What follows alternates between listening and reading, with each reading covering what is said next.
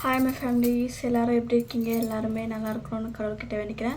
ಸಮಸ್ಯೆಗೂ ಜನ ಸಮಸ್ಯೆಗೆ ಎಂತ ಅಸಕು ಸಿರಿತಾಂತು நிறைய பேர் கேட்குறீங்க நான் என்ன ஸ்பீடாக வந்து சொல்கிறேன் அப்படின்னு சொல்லிட்டு நான் இப்போ ஸ்டார்டிங் எப்படி ஹாய் ஃப்ரெண்ட்ஸ் எல்லோரும் எப்படி இருக்கீங்க நல்லா இருக்கிறீங்களா அப்படின்னு சொல்கிறேனோ அதுக்கான மீனிங் தான் நான் வந்து ஒடியாவில் சொல்கிறேன். ஏன்னா ஒடியாவில் வந்து நிறைய பேர் வந்து என்னோட சேனலை பார்க்குறாங்க அப்படின்றதுனால அது சொல்லணும், அதனால தான் நான் சொல்கிறேன். அதுக்கப்புறம் வந்து நிறைய பேர் கேட்டுட்டு இருந்தீங்க உங்களோட ஃபேமிலி பற்றி சொல்லுங்கள் அப்படின்னு சொல்லிட்டு, அதனால் இன்றைக்கி நான் வந்து என்னோடய ஃபேமிலியை பற்றி நான் உங்ககிட்ட சொல்ல போகிறேன். இது ஏதாவது ஹார்ட்டாக நான் ஏதாவது பேசுகிற மாதிரி உங்களுக்கு தோணுச்சுன்னா கண்டிப்பாக கமெண்ட்டில் சொல்லுங்கள். ஓகே, வாங்க ஸ்டார்ட் பண்ணிடலாம். இப்போ தான் நீங்கள் ரெண்டு சேனலில் பார்க்குறீங்கன்னா ப்ளீஸ் எனக்காக ஒரே ஒரு லைக் கொடுங்க. வாங்க எங்கள் அப்பா அம்மாவை பற்றி பார்த்துக்கலாம். முதல்ல எனக்கு தெரிஞ்ச அளவுக்கு நான் வந்து என்னோடய அப்பா அம்மா பற்றி நான் அவங்கக்கிட்ட சொல்கிறேன். அதுக்கப்புறம் என்னோடய லைஃப் அதுக்குள்ள வந்து எப்படி வந்துச்சு அப்படின்னு சொல்லிட்டு இது வரைக்கும் எப்படி ஆச்சு அப்படின்னு சொல்லிட்டு அவங்கக்கிட்ட சொல்கிறேன். என் அம்மாவுக்கு மொத்தம் வந்து 2 அக்காங்க, ஒரு தங்கச்சி, ஒரு தம்பி, அம்மா சேர்த்து 5 பேர். எங்கள் அம்மா என் பாட்டிக்கு 5 பேர் குழந்தைங்க. அம்மா வந்து 3ஆவது. அப்போது வந்து எல்லாருமே குட்டி குட்டி பசங்க.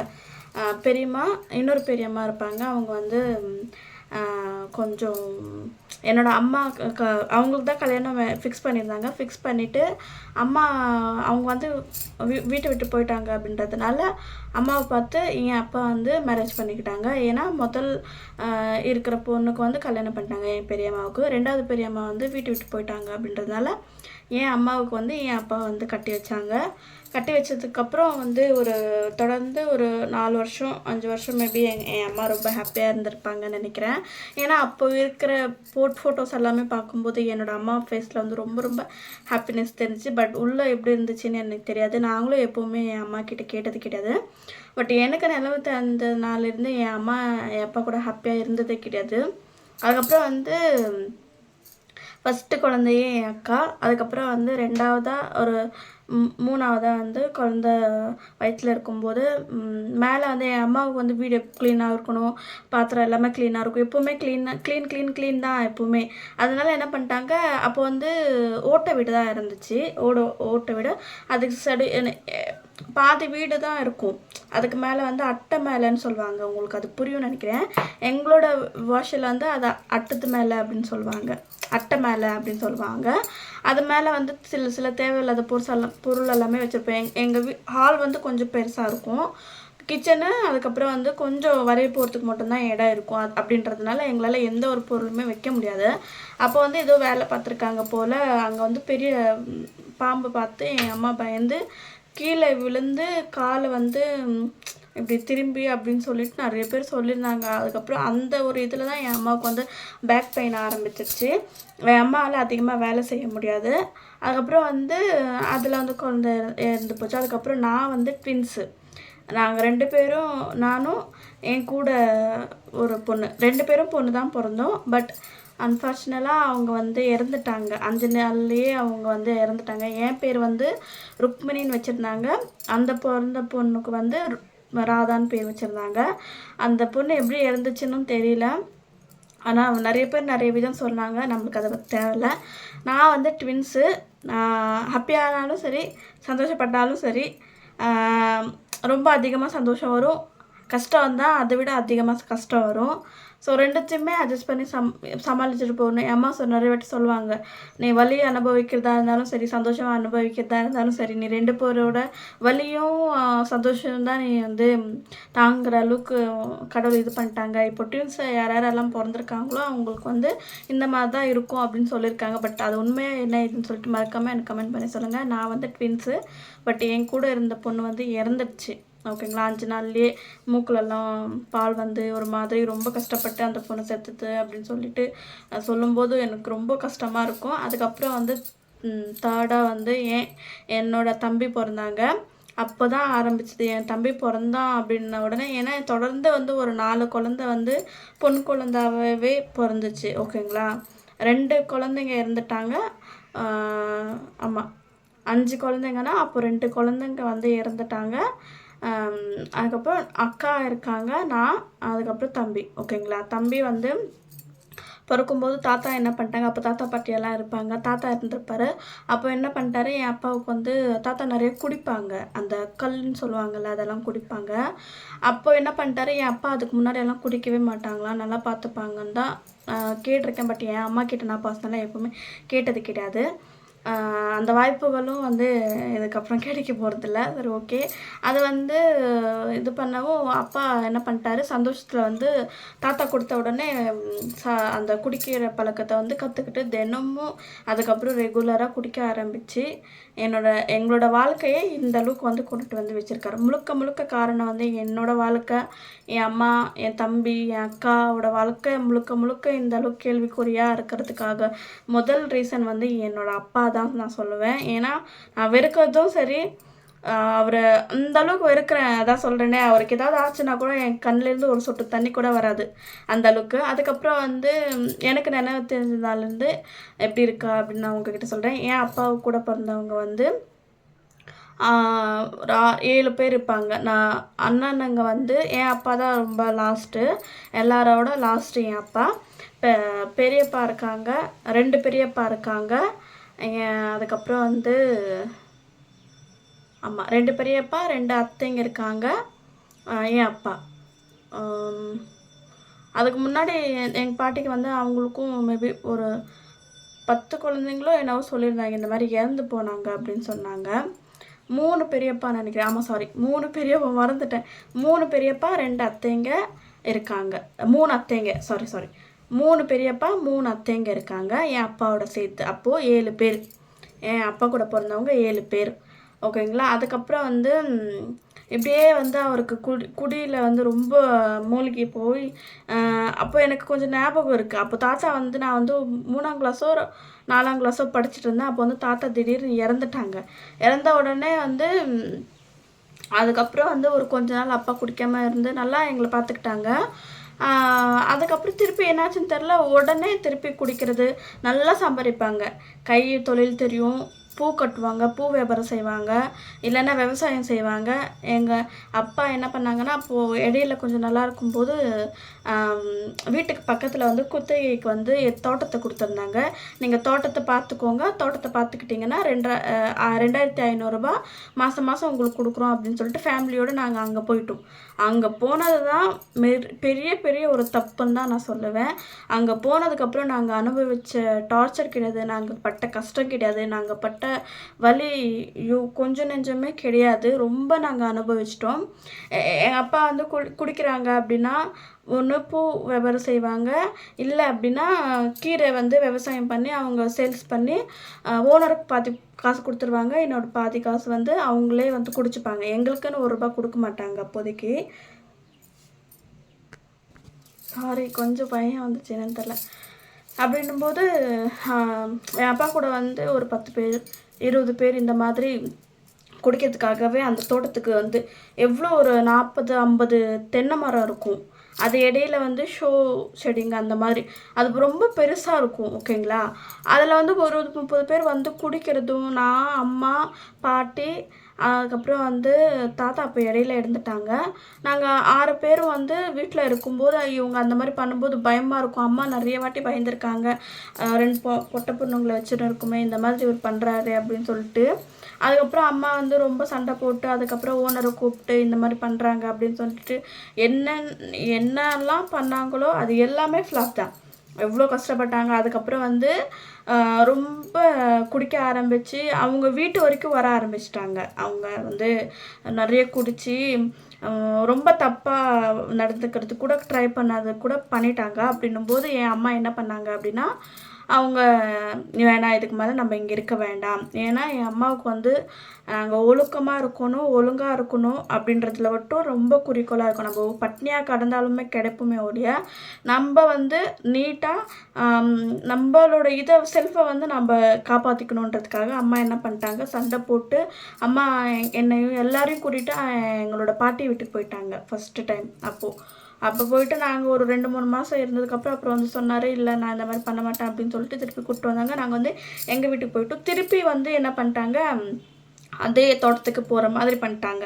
சரி அம்மா என்ன பண்ணாங்க, இதுக்கு மேலே அவருக்கு நம்ம போயிருக்கோம்ல கொஞ்சம் இதாகும் அப்படின்னு சொல்லிட்டு திருப்பி அதே மாதிரி தான், அதே கதை தான். நாங்களும் ரொம்ப ரொம்ப இது பண்ணிட்டு வந்தோம். அம்மா என்ன பண்ணுவாங்கன்னா, நீங்கள் வந்து இங்கே இருக்காதீங்க, நீங்கள் வந்து டே முழுக்க அங்கே இருக்கிற மாதிரி நைட்டு வந்து நாங்கள் அங்கே ஒரு 5 மணிக்கா நாங்கள் வந்து எங்களோட வீட்டுக்கு போயிடுவோம். அம்மா அப்பா பாட்டி அங்கே இருப்பாங்க. நான் தம்பி அக்கா வந்து 3 பேரும் எங்கள் வீட்டுக்கு போய் நாங்கள் தூங்குவோம்.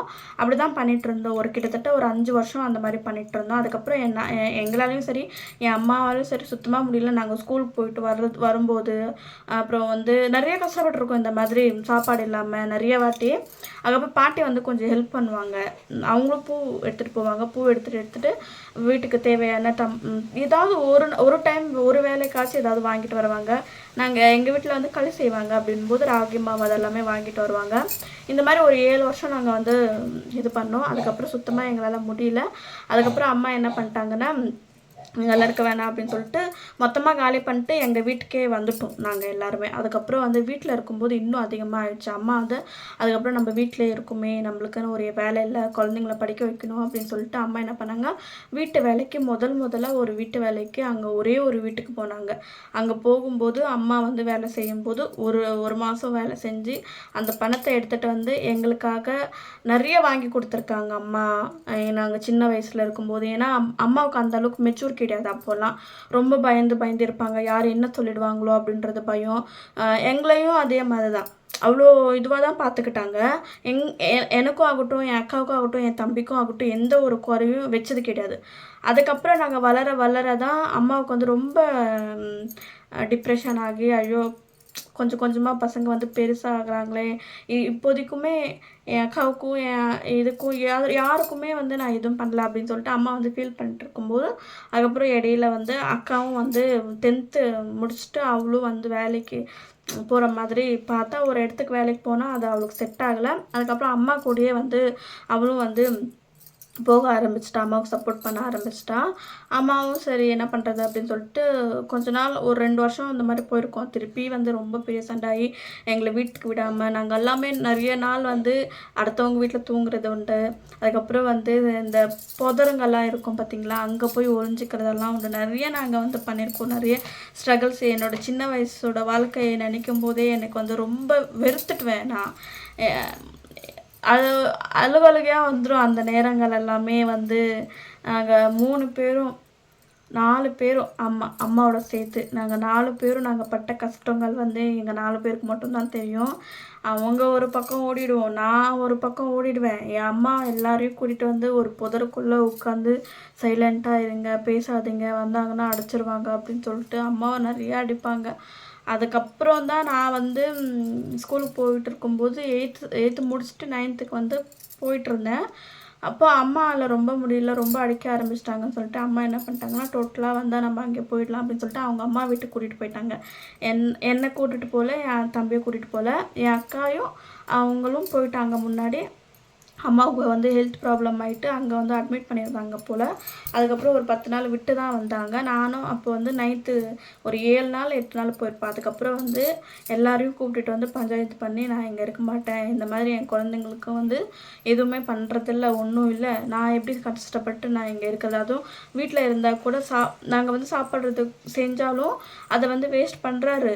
நாங்கள் ஏதாவது செஞ்சு வச்சுக்கிறதோ இல்லை சம்பாதிக்கிறது கூட திருட்டு எடுத்துகிட்டு போகிறாரு. நாங்கள் நிறைய வாட்டி எங்கள் அம்மா ஏதாவது கொலுசோ அந்த மாதிரி வாங்கிட்டு வந்தாங்கன்னா நாங்கள் தூங்கும்போதே என்ன பண்ணுவாங்கன்னா, கழட்டிட்டு எடுத்துகிட்டு போய் சாராயை குடிச்சிட்டு வந்துடுவாங்க.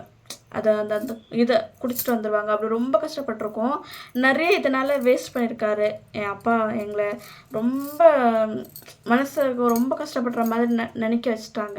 அதுக்கப்புறம் அம்மா வந்த உடனே நானும் என் அம்மா கூட போயிடுறேன் அப்படின்னு சொல்லிட்டு நானும் என் தம்பி அக்கா எல்லோரும் வந்திருந்தாங்க. எல்லோரும் நாங்கள் வந்து மாலூர் போயிட்டோம். அப்போது கர்நாடகா சைடு அது.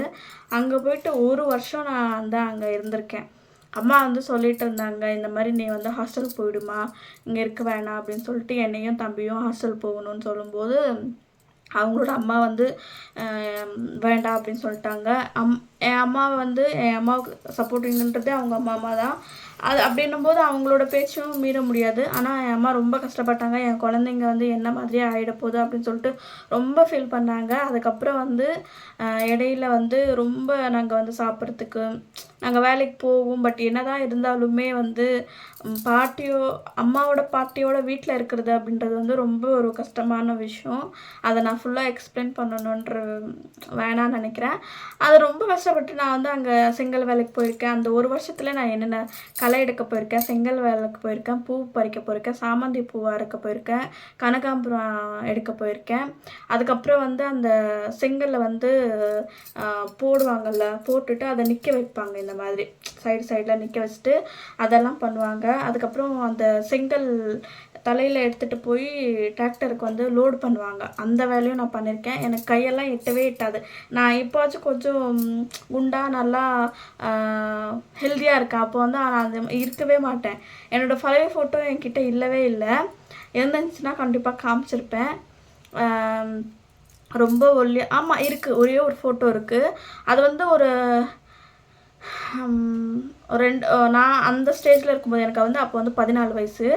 17 வயசில் நான் அந்த ஃபோட்டோ எடுத்தேன். நான் உங்களுக்கு வந்து மேலே அட்டாச் பண்ணுறேன் அந்த ஃபோட்டோவை பாருங்கள். அப்போ நான் எவ்வளோ ஒல்லியாக இருந்திருக்கேன், எவ்வளோ பிளாக்காகவும் இருந்திருக்கேன் அப்படின்னு சொல்லிட்டு. அப்போ வந்து கை எட்டவே எட்டாது. 8 செங்கல் தான் என்னால் எடுக்க முடியும். இன்னும் 2 செங்கல் அவங்களா தானாக மேலே வச்சுருவாங்க. ஒரு டைம் அப்படியே எடுத்துகிட்டு போகும்போது காலைல அப்படியே விழுந்துருச்சு. ஆனால் என்னை யாருமே கண்டுக்கல. அந்த டைமில் ரொம்ப அழுகொழுகையாக வந்துச்சு, தனிமையாக இருக்கிற மாதிரி. ஆனால் என் அம்மா ரொம்ப கஷ்டப்பட்டாங்க என்னை அந்த நிலைமையில் பார்த்தோம். அதுக்கப்புறம் அம்மா ஆதார் கார்டு எடுத்துகிட்டு வரணும்னு சொல்லிட்டு எங்கள் வீட்டுக்கு போயிட்டு ஓசூருக்கு வந்து அதுக்கப்புறம் அங்கே இருக்கிறவங்க நிறைய பேர் பேசி அங்கே ஒரு 2 நாள் தங்கி அதுக்கப்புறம் அப்பாவை கூட்டிகிட்டு வந்தாங்க அந்த மாலூருக்கே. நாங்கள் இருந்த ஏரியாவுக்கு அங்கே நாங்கள் கம்ப்ளீட்டாக ஒரு வருஷம் இருந்துட்டோம். அதுக்கப்புறம் அப்பா வந்து ஒரு 10-20 நாள் நல்லா அங்கே இருந்தாங்கன்னு சொல்லிட்டு என்னை மட்டும் பாட்டிக்கு சமைக்கிறதுக்காக யாரும் இல்லாமல் அப்படின்றதுனால நான் வந்து வந்துட்டேன். சரி ஸ்கூலுக்காச்சும் போகலாம் அப்படின்னு சொல்லிட்டு பாதியிலே நான் ஸ்கூலில் போய் கேட்டிருந்தபோது, இல்லைம்மா இது 9th ஸ்டாண்டர்ட், நீங்கள் வந்து பாதியிலே வந்திருக்கேன், இப்போ வந்து சேர முடியாது, அடுத்த வருஷம் வந்து சேர்த்துக்கோ அப்படின்னு சொன்னாங்க. நானும் சரி அப்படின்னு சொல்லிட்டு அம்மாக்கிட்டையும் அம்மா இப்போ இந்த வருஷம் இல்லையா அப்படின்னு சொல்லி சரி வீட்டில் இருமா அப்படின்னு சொன்னாங்க. அதுக்கப்புறம் இடையில வந்து என்னோடய பெரியம்மா பொண்ணு வந்து ஒரு ஷூ கம்பெனிக்கு போயிட்டு இருந்தாங்க. என்னை கூப்பிட்டாங்க. சரி நம்ம வீட்டில் தானே இருக்கும், போயிட்டு நம்ம வந்து அடுத்த வருஷத்துக்கு நம்ம ஸ்கூலுக்கு போகலாம் அப்படின்னு சொல்லிட்டு ரொம்ப ஆசையாக இருந்தேன். அது போனது தான் தப்பாக என்னன்னு தெரியல. அதுக்கப்புறம் நான் அங்கே போனேன். 3000 ரூபாய்க்கு நான் வந்து ஒரு மாதம் சேலரி அப்போ வந்து 3000 ரூபாய் எனக்கு ஷூ கம்பெனிக்கு போவேன். போயிட்டு மாதம் 3000 ரூபாய் வந்துச்சுன்னா அவள் வந்து அப்படியே வச்சுருந்துச்சு. அம்மா வருவாங்க. அதுக்கப்புறம் ஒரு 2 மாதம் கழித்து அம்மா வந்துட்டாங்க. நான் தனியாக இங்கே இருக்கேன், என்னை தனியாக விட மாட்டாங்க அப்படின்னு சொல்லிட்டு நானும் ரொம்ப சாப்பாடுக்கு வந்து ரொம்ப கஷ்டப்பட்டுட்டேன். எனக்கு அந்த வயசில் எனக்கு அந்தளவுக்கு சமைக்க தெரியாது. மற்ற எல்லா வேலையும் நான் செய்வேன். வீட்டில் இருக்கிற எல்லா வேலையும் க்ளீன் பண்ணுறதுலேருந்து, துடைக்கிறதுலேருந்து, கழுவுறதுலேருந்து எல்லாமே நான் பார்ப்பேன். அந்த சமைக்கிறத கொஞ்சம் சொத்துப்பல் பண்ணிடுவேன். இருந்தாலும் வந்து பாட்டி வந்து எனக்கு கொஞ்சம் ஹெல்ப் பண்ணிகிட்டு இருந்தாங்க. என்னோடய பாட்டி நிறைய இந்த மாதிரி அம்மா கிட்ட ஃபோன் இருக்காது. பக்கத்து வீட்டிலேருந்து ஃபோன் பண்ணுவாங்கம்மா, ரொம்ப கஷ்டமாக இருக்குமா, சாப்பிடவே முடியலம்மா, பாட்டியும் ஒழுங்காக சமைக்க மாட்டேங்குதுவா அப்படி சொல்லி அழுவேன். அம்மா என்ன பண்ணிட்டாங்கன்னா டோட்டலாக வந்துட்டாங்க. வந்ததுக்கப்புறம் வந்து கிட்டத்தட்ட ஒரு 4 மாதம் என் அப்பா குடிக்காமல் எங்களை அவ்வளோ நல்லா பார்த்துக்கிட்டாங்க ஃப்ரெண்ட்ஸ். திருப்பி அதே எதாவது சொல்லுவாங்கள்ல, நாயோட வாழை இப்படி இதுவாக நேராக நிப்பாட்ட முடியாது அப்படின்ற விஷயத்த நான் அப்போ தான் உணர்ந்தேன். சரி என்ன போனே தொலைவிட்டோம், குடித்தா வீட்டில் நிம்மதியாக இருக்கணும், குடித்தா லைனை கட் பண்ணுறது, சாப்பாட்டில் வந்து சொல்கிறதுக்கே எனக்கே கஷ்டமாக இருக்குது. ப்ளீஸ் யாரும் தப்பாக எடுத்துக்காதீங்க. யூரின் அதுக்கப்புறம் வந்து நாங்கள் வந்து எப்பவுமே காலையில் செஞ்சுடுவோம். காலையில் மதியத்துக்கு சேர்த்து செஞ்சுருவோம். ஏன்னா நான் மதியம் டிஃபன் எடுத்துகிட்டு போவேன், காலையில் வந்து சாப்பிட்டுடுவோம். நாங்கள் சாப்பிட்டு ஈவினிங் வந்து ரொம்ப கஷ்டப்பட்டுட்டு வரும்போது சாப்பாடு ஏதாவது இருக்கா அப்படின்னு சொல்லும்போது அந்த கிச்சனை பார்க்கும்போது அவ்வளோ கொடூரமாக இருக்கும். அது வந்து அந்த ஸ்மெல்லு, அந்த குடிக்கிற ஸ்மெல்லு அதிகமாக இருக்கும் அந்த வீட்டில். நான் தினம் அந்த ஸ்மெல்லை பார்த்து ஃபீல் பண்ணி அவள் வெறுத்துட்டேன் டோட்டலாகவே. இன்னுமே நான் வந்து பெருசாக இதை வந்து சொல்லிக்கணுன்ற இது கிடையாது. என் அம்மாவை தப்பாக பேசும்போதோ சரி, இல்லை அடிக்கும்போதோ சரி, நான் நடுவில் போய் நின்று என் அம்மாவை ப்ரொடெக்ட் பண்ணுவேன். பட் என்னையும் அவங்க அடிக்க தான் செய்வாங்க. அப்போது நான் ஒரு ஸ்ட்ராங்காக ஒரே ஒரு வாட்டி என் அப்பாவை நான் அடித்தேன். அதிலிருந்து தொடர்ந்து நான் இருக்கும்போது அவர் அதிகமாக பேச மாட்டார். நான் இல்லாத போது என் அம்மா கிட்ட ரொம்ப ராங் பண்ணுவாங்க. நிறைய வாட்டி என் அப்பா கிட்ட நான் அடி வாங்கியிருக்கேன். என்னை வந்து சாகிற அளவுக்கு கூட அடிச்சிருக்காங்க. நானும் விட்டது கிடையாது. நானும் என் அப்பாவை அடிச்சிருக்கேன். என் அம்மா வந்து 5 வீடு காலையில் ஒரு 2 மணிக்கு காலையில் ஒரு 2 வீடு செய்வாங்க, கம்பெனிக்கு போவாங்க, திருப்பி ஈவினிங் 2 வீடு செய்வாங்க. ஒரு மனுஷிய 6 பேரை பார்த்துக்கணும். ஓகேங்களா? ஒரே ஒரு மனுஷிய அவங்க மட்டும்தான் சம்பாரிச்சிட்டு இருந்தாங்க. அதுக்கப்புறம் தான் நாங்கள் சம்பாதிக்க ஆரம்பித்தோம். நாங்கள் சம்பாதிக்கிறது எல்லாமே வந்து வீட்டுக்கு செலவுக்கு தான் ஆகிட்ருக்கோம். ஏன்னா நானும் வந்து வேலைக்கு போகிறேன். எனக்கும் அந்த அப்போது ஒரு 15 வயசு எனக்கு. அப்போது நல்ல நல்ல ட்ரெஸ் போடணும், நல்ல நல்ல இதாக இருக்கணும் அப்படின்னு சொல்லி அக்காவுக்கும் இருக்கும், எனக்கும் இருக்கும். அந்த மாதிரி நாங்கள் வந்து நிறைய எங்களுக்காக நிறைய பண்ணிக்கிட்டோம். ஆனால் என் அம்மாவுக்காக எதுவுமே அவங்க பண்ணிக்கினது கிடையாது. ஒரு ஸ்டேஜ் வந்ததுக்கப்புறம் தான் அம்மா வந்து இல்லை இந்த மாதிரி இருக்கக்கூடாது அப்படின்னு சொல்லிட்டு கொஞ்சம் கொஞ்சமாக நான் சம்பாதிக்கிற பணத்தை வந்து சீட்டு கட்டினாங்க. சீட்டு கட்டி அக்காவுக்காக ஒரு லக்கேஜ் மாத்திரம் கொஞ்சம் சின்ன ஒரு 50,000 60,000 ரூபாய் அப்போது 2016லையோ 2017லையோ எனக்கு ஞாபகம் இருக்கும். ஏன்னா பேக் சைடில் வந்து கயிறில் பண்ணியிருந்தாங்க. அது வந்து கட்டாயிடும், எங்கேயாவது விழுந்துச்சுன்னா என்ன பண்ணுறது அப்படின்னு சொல்லிட்டு அம்மா என்ன பண்ணாங்க, எக்ஸ்ட்ரா 10,000 12,000 கொடுத்து செயினில் பண்ணிக்கலாம் அப்படின்னு சொல்லிட்டு என்னோட கழுத்து சைஸு போட்டு பார்க்கும்போது அவ்வளோ சந்தோஷமாக இருந்தது. அதுக்கப்புறம் கம்மல் வாங்கியிருந்தாங்க, சூப்பராக இருந்துச்சு. என் அக்காவுக்காக ஒரு செட் வாங்கி அதுக்கப்புறம் எல்லாம் பாத்திரமும் அக்காவுக்கு கொடுக்குறதுக்காக பாத்திரங்கள்லாம் வாங்கி வச்சுருந்தாங்க. அக்காவும் லவ் பண்ணி தான் மேரேஜ் பண்ணிக்கிட்டாங்க. ஆனால் அவங்களுக்காக வந்து அந்த நாங்கள் கஷ்டப்பட்டு அந்த நகையை வந்து கொடுக்க முடியல. அது வந்து என் அம்மா சேஃப்டியாக இருக்கணும்னு சொல்லிட்டு ஒருத்தவங்கக்கிட்ட கொடுத்து அவங்க அதை சாப்பிட்டு ஃபுல்லாகவே இது பண்ணிட்டாங்க.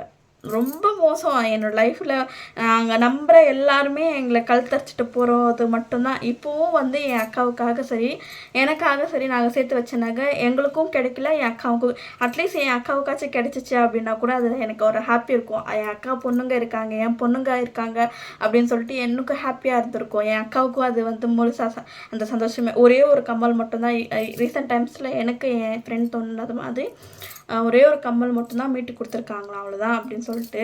அதுவும் ரொம்ப கஷ்டப்பட்டு அவங்க வந்து அதை மீட்டு எடுத்திருக்காங்க. பட் அது உடஞ்சி போச்சுன்னு சொல்லிட்டாங்க. ரொம்பவே கஷ்டமாயிடுச்சு. நாங்கள் வாங்கின புதுசில் கூட என் அம்மா போடவே இல்லை போட்டு விட்டுட்டா எங்கே உடஞ்சிரும் அப்படின்னு சொல்லிட்டு பொத்தி பொத்தி என் அம்மா அவ்வளோ பாதுகாத்து எங்களுக்காக வச்சதை எவனோ ஒருத்தன் போய் எடுத்து இந்த மாதிரி பண்ணிட்டாங்க. அது ரொம்பவே கஷ்டமான ஒரு விஷயம்.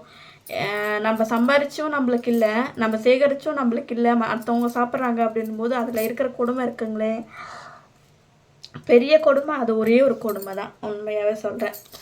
அதுக்கப்புறம் வந்து நான் வந்து வேலைக்கு போக ஆரம்பித்து நான் ஷூ கம்பெனியில் வேலைக்கு போய் ஒரு வருஷம் கம்ப்ளீட் ஆகிட்டு அதுக்கப்புறம் அட்டை கம்பெனியில் இடையில போனேன்.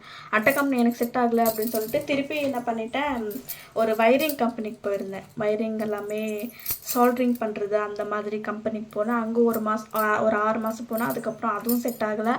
அதுக்கப்புறம் வந்து அந்த இடையில தான் என் அப்பா வந்து என்னை ரொம்ப அடித்து நான் வந்து ரொம்ப சீரியஸ் ஆகிட்டு ஒரு 18 நாள் வந்து ஹாஸ்பிட்டலில் இருந்தேன். என் அம்மா எனக்கும் சண்டை ஆகி அதுக்கப்புறம் வந்து எனக்கு வந்து ரொம்ப சீரியஸ் ஆகி 18 நாள் நான் ஹாஸ்பிட்டலில் இருந்து அங்கேருந்து நான் வந்து பெங்களூர் போயிட்டேன். என்னோடய பெரியம்மா என்னை கூட்டிகிட்டு போங்கிறாங்க. அங்கேருந்து தான் நான் டைலரிங்கே கற்றுக்கிட்டேன். அங்கே வந்து ஒரு 3 மாதம் இருந்தேன். அதுக்கப்புறம் எனக்கும் அங்கே இருக்க பிடிக்கல. அதுக்கப்புறம் அம்மாவை கூட்டிகிட்டு வந்துட்டாங்க. அதுக்கப்புறம் வந்து க்ளவுஸ் கம்பெனிக்கு வந்து ஒரு 4 மாதம் போயிருப்பேன், அவ்வளோதான். பீஸ் ரேட் கணக்கா அந்த மாதிரி க்ளவுஸ் கம்பெனிக்கு போனேன். அதுக்கப்புறம் எனக்கு செட் ஆகலை அப்படின்னு சொல்லிட்டு திருப்பி அதே அட்டை கம்பெனிக்கு வந்து போனேன். அந்த அட்டை கம்பெனியில் 1.5 வருஷம் வேலை பார்த்தேன்.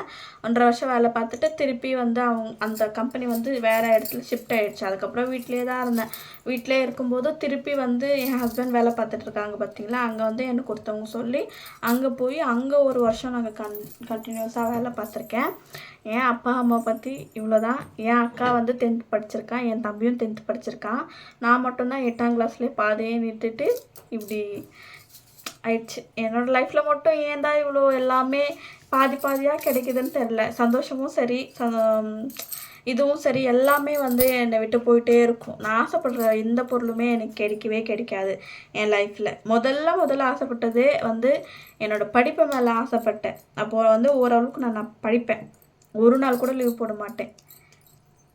அதுவும் போயிடுச்சு. அதுக்கப்புறம் இப்போ என் அம்மாவும் இல்லை. அதுக்கப்புறம் கடைசியில் ஹஸ்பண்ட் அப்படின்னு சொல்லிட்டு அவங்க வந்தாங்க. அவங்களும் அதே மாதிரி என்னை பாதியில் விட்டுட்டு போயிட்டாங்க, அவ்வளோதான். விட்டுட்டு மீன்ஸ் அவங்க புரிஞ்சிக்க மாட்டேன்றாங்க. அவங்களோட ஃபேமிலி, அவங்களோட சேஃப்டி அப்படி தான் பார்க்குறாங்க. நான் அவங்கள நம்பி வந்திருக்கேன், ஏன் அவங்க அதை புரிஞ்சுக்க மாட்டேன்றாங்க? கேட்டால் திருப்பி நீ வந்து தமிழ்நாட்டுக்கு உங்கள் அப்பா அம்மா கூட போயிட்டேன்னா, அவங்க அப்பா அம்மா உன்னை கூட்டிகிட்டு போயிட்டாங்கன்னா எனக்கு பயமாக இருக்குல்ல அப்படின்றாங்க. இதெல்லாம் ஒரு ரீசனே கிடையாது. ஒருத்தவங்கள வந்து இழுத்து நம்ம எப்போவுமே வச்சுக்க முடியாது இல்லைங்களா? விருப்பப்பட்டு தான் நம்ம வச்சுக்கணும் ஒழிய, யாரையும் ஃபோர்ஸ் பண்ணியோ இழுத்தே வச்சுக்கக்கூடாது. அது என்னோடய லைஃப்பில் வந்து அவர் என்ன நினச்சிட்ருக்காரு, 6 வருஷம் ஆயிடுச்சு, இன்னுமே அவருக்கு நான் போயிடுவேனோ அப்படின்ற பயம் இருக்குது அப்படின்னா, அப்போது வேறு எப்படி அவங்களுக்கு நான் நம்பி கொடுக்குறதுன்னு தெரியல. சரி, ஓகே, நான் ரொம்ப ரொம்ப வளவலன்னு பேசிட்டேன்னு நினைக்கிறேன். எமோஷனல் ஆகக்கூடாதுன்னு சொல்லிட்டு தான் நான் இன்னும் பாதி பாதி இதிலெல்லாம் நான் உங்ககிட்ட சொல்லவே இல்லை. ரொம்ப எமோஷ்னல் ஆகிடும் அந்த இதுங்க எல்லாமே. ஓகே, நான் என்னோடய அப்பா அம்மா பற்றி நான் உங்ககிட்ட சொல்லிட்டேன்.